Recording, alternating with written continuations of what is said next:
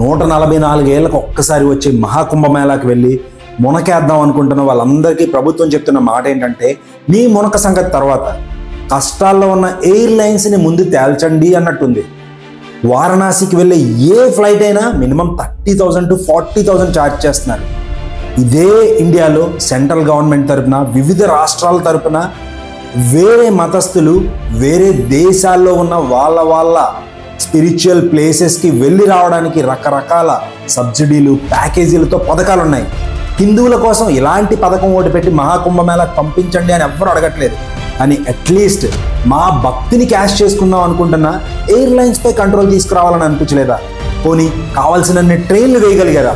అది వదిలేయండి. నాలంటోడు ఎవడో చివరికి బై రోడ్ వెళ్దాం అనుకుంటే ఆ కాశీ, వారణాసి, అయోధ్య చుట్టుపక్కల ఉన్న టోల్ గేట్ల దగ్గర కనీసం ఒక్కొక్క టోల్ గేట్కి 2 hours పైన వెయిట్ చేయాల్సి వస్తుంది. ఈ 30 రోజులకి ఆ టోల్ గేట్స్ క్లోజ్ చేయలేకపోయారా? ఏదో డబ్బులు కట్టాలని కాదు, అన్ని వాహనాలు ప్రతి టోల్ గేట్ దగ్గర అన్ని కిలోమీటర్లు వెయిట్ చేయాల్సి వస్తుందని.